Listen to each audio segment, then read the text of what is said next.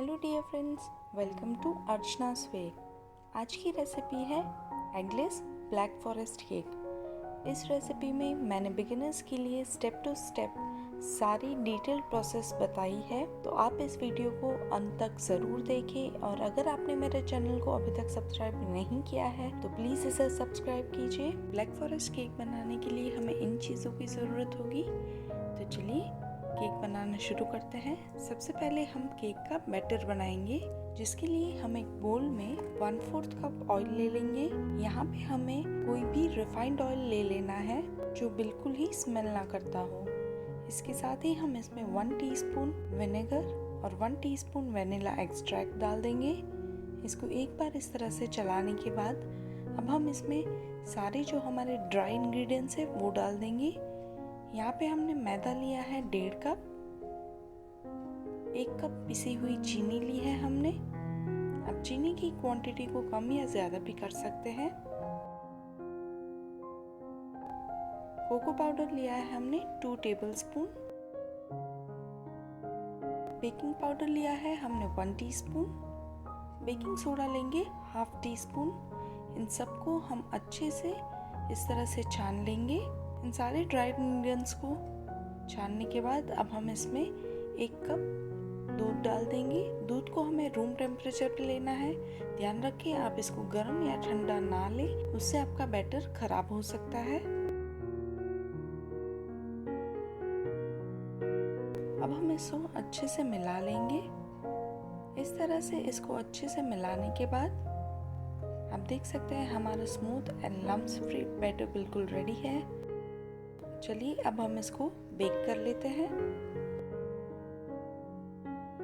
हमने रेसिपी के स्टार्टिंग में ही अवन को बेक करने के लिए रख दिया था। केक के लिए हम एक टीन को ग्रीस कर लेंगे। मैंने यहाँ पे 5 नंबर का राउंड शेप टिन लिया है। इसमें इस तरह से हम बटर शीट को प्लेस कर देंगे और हमारा जो केक का बैटर है हम इसको पोर कर लेंगे इसमें।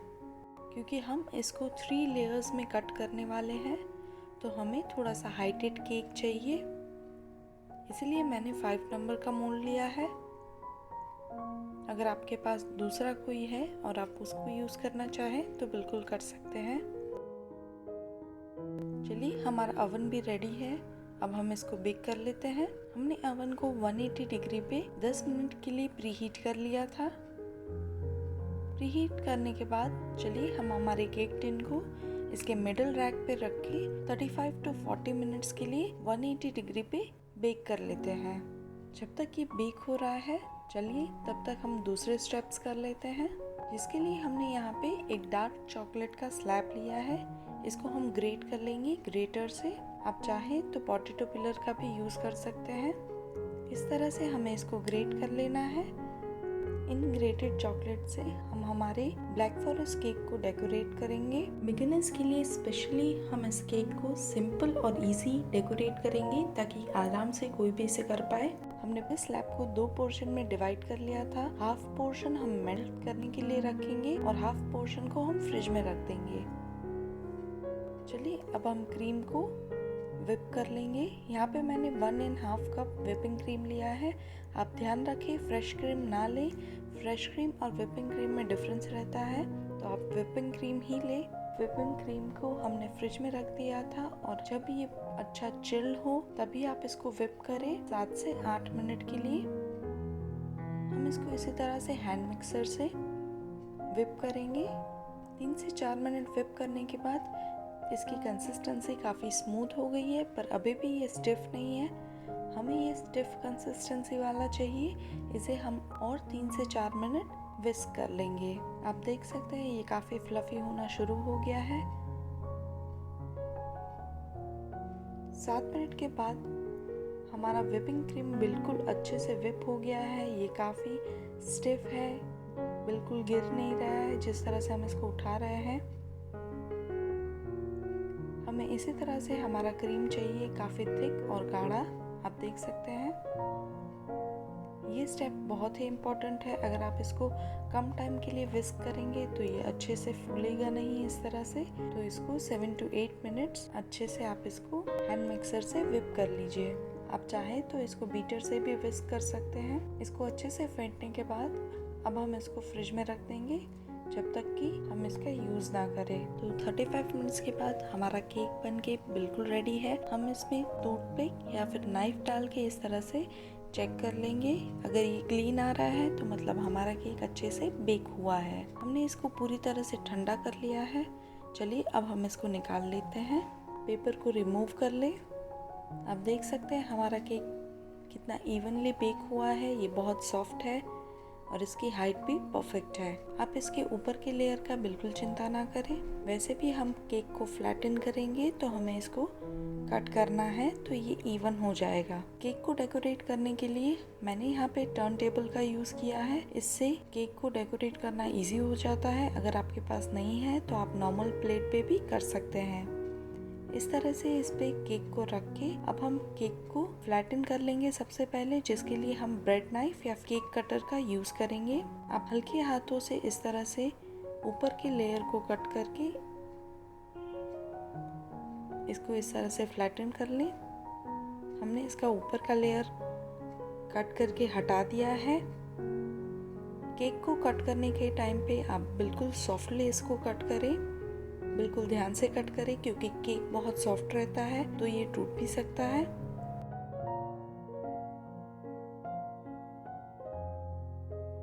चलिए अब हम इसके लेयर्स कट कर लेते हैं। इस तरह से धीरे धीरे करके हम इसके फर्स्ट लेयर को कट कर लेंगे। हमारा फर्स्ट लेयर अलग हो गया है। इसी तरह से दूसरे लेयर को भी हम कट कर लेंगे।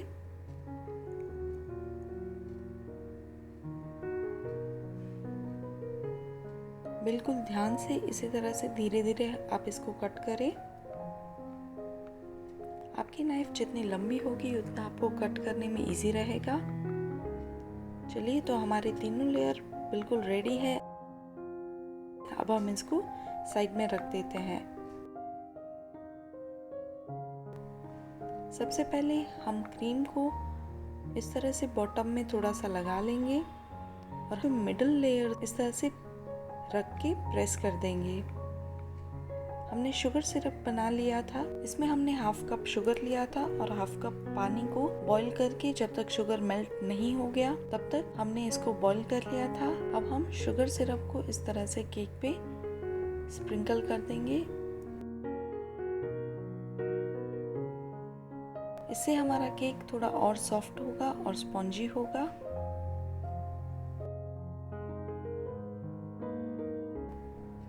अब हम इसमें क्रीम को अच्छी क्वांटिटी में डाल के इस तरह से इसको फैला लेंगे।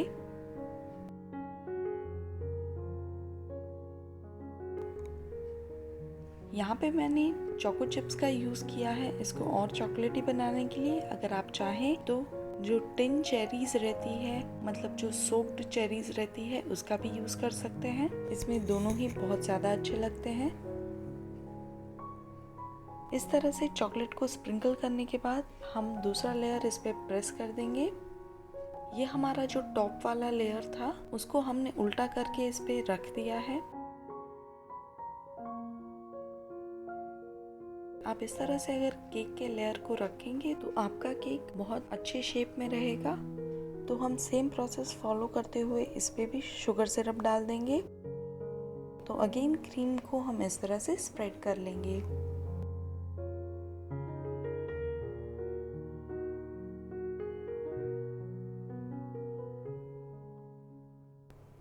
वापस से हम इसमें चोको चिप स्प्रिंकल कर लेंगे और जो हमारा लास्ट लेयर था उसको हम प्लेस कर देंगे। थोड़ा सा टैप करने के बाद अगेन हम सेम प्रोसेस को फॉलो करेंगे।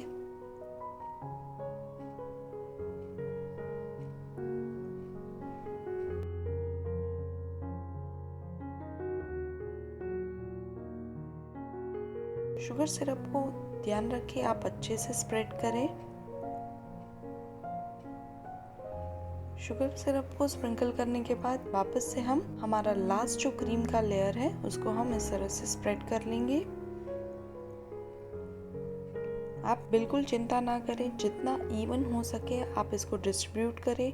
अगर आपसे इसका सरफेस इवन नहीं हो रहा तो आप बिल्कुल इसकी चिंता ना करें, क्योंकि हम जो डेकोरेट करेंगे केक को उससे आपका लेयर इतना विजिबल नहीं रहेगा। पर आप फिर भी ट्राई करें कि आप जितना भी इसको फ्लैटन कर सके, आप जितना भी इसको स्मूथ कर सके। मैंने यहाँ पे पाइपिंग बैग में फ्लावर शेप का जो नोजल रहता है उसको यूज़ किया है। उससे हम इस तरह से इस पे फ्लावर्स बना लेंगे। थोड़े थोड़े डिस्टेंस पे हम इस तरह से फ्लावर्स बनाएंगे। आप अगर दूसरी कोई शेप को भी इस पे बनाना चाहते हैं तो बना सकते हैं। मैंने यहाँ पे इस पे सिंपल बॉल्स बनाए थे इस तरह से। अब जो हमने ग्रेट किया था चॉकलेट को, उसको हम इस पे इस तरह से डाल लेंगे। इस तरह से स्प्रिंकल करने के बाद आप देख सकते हैं हमारा जो टॉप लेयर था क्रीम का वो बिल्कुल विजिबल नहीं हो रहा है। अगर आपसे ऊपर का लेयर इतना स्मूथ नहीं भी हो रहा है तो भी इसमें विजिबल नहीं होगा, पर फिर भी हमारा केक बहुत ही अच्छा दिखेगा। अब हम इसको थोड़ी देर फ्रिज में रख देंगे। यहाँ पे मैंने एक बटर पेपर लिया है जिसको मैंने केक की हाइट और उसके शेप के साइज से कट कर लिया था। अब मैं यहाँ पे एक पाइपिंग बैग लूँगी जिस पे मैंने नॉर्मल जो नोजल रहता है वो यूज़ किया है। आपके पास अगर नोजल नहीं है तो आप डायरेक्टली पाइपिंग बैग को कट करके भी इसको शेप दे सकते हैं। अब हमने जो चॉकलेट को मेल्ट किया था उस मेल्टेड चॉकलेट को हम पाइपिंग बैग में डाल देंगे।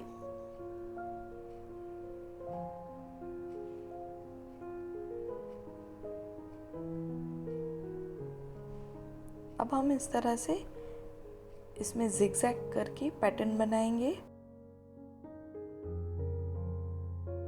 आप इस पैटर्न को थोड़ा थिक ही रखें क्योंकि थिक पैटर्न ज़्यादा अच्छा लगता है कंपेयर टू थिन वंस।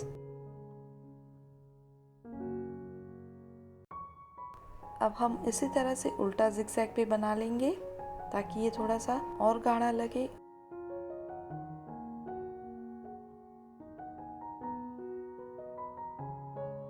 इस तरह से हम इसमें स्लांटिंग लाइंस बना लेंगे। इससे हमारा पैटर्न और थोड़ा गाढ़ा हो जाएगा। आप बिल्कुल चिंता मत करिए, ये देखने में बहुत ही ब्यूटीफुल लगेगा।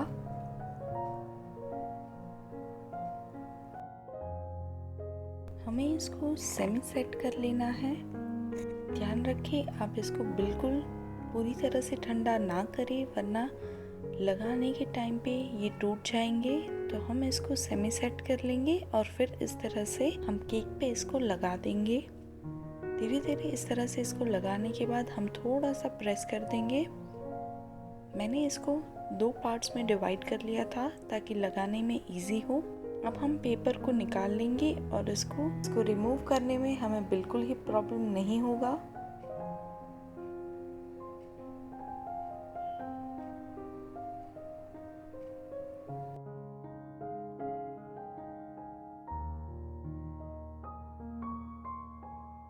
अब हम इसके बॉटम को जो बिल्कुल खाली खाली लग रहा है उसको हम इस तरह से डेकोरेट कर लेंगे पाइपिंग बैग से।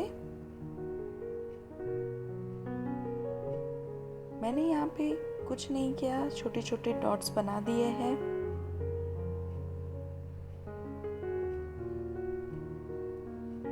फिर भी आप देख सकते हैं ये कितना अच्छा लग रहा है। अब लास्ट में हम इसको चेरी से गार्निश कर लेंगे।